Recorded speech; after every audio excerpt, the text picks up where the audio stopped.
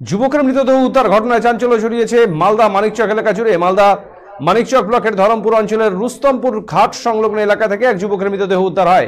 মৃত যুবকের কাছ থেকে আধার কার্ড উদ্ধারের মাধ্যমে নাম পরিচয় পাওয়া গেছে। বৃহস্পতিবার 7 সকালে ধরমপুর অঞ্চলের রুস্তমপুর গ্রামে নদীর পার্শ্ববর্তী ঝোপঝাড়ে এই মৃতদেহটি এলাকাবাসী দেখতে পান। পরে মানিকচক থানার পুলিশকে খবর দিলে পুলিশ এসে মৃতদেহটি উদ্ধার করে। পরিবার সূত্রে জানা গেছে মৃত যুবকের নাম হেমন্ত চৌধুরী, মাতু নামে এলাকায় পরিচিত। মৃত যুবকের বাড়ি মোথাবাড়ি থানার পাগলা ঘাট এলাকায়। বিগত 6 বছর আগে হেমন্ত চৌধুরী বিয়ে হয়েছিল ঝাড়খণ্ড রাজ্যের রাজনগর এলাকায়। মৃত যুবকের পরিবারের অভিযোগ, শ্বশুরবাড়ির লোকজন ও স্ত্রীর সঙ্গে হেমন্ত চৌধুরীর পারিবারিক ঝামেলা চলছিল। বুধবার বিকেল নাগাদ শ্বশুরবাড়ি থেকে রাগ করে বেরিয়ে যায় সে। সকালে শুনতে পাওয়া যায় তার মৃতদেহ উদ্ধার হয়েছে।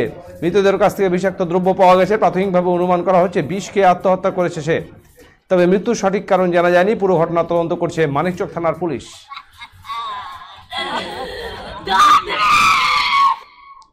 মায়ের বাড়ি থেকে ওখান থেকে বলা বলি করে শ্বশুর বাড়ি এসছে। কে শ্বশুর বাড়ি এসেছিল? ওই আমার বোন বেটাটা। কি নাম তার? মাতো।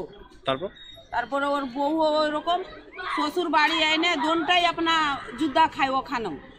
স্ত্রী পুরুষ ঝগড়া করে ভেঙে দিরা গেল।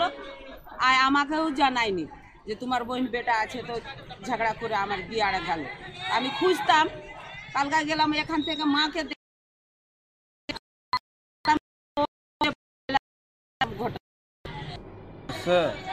ऐसे मारा गया था। শ্বশুর বাড়ি কোথায় ওর? রাজমহলে। কতদিন আগে বিয়ে হয়েছিল?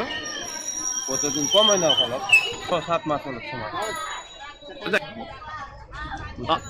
মোরা শুনলাম সকালবেলা।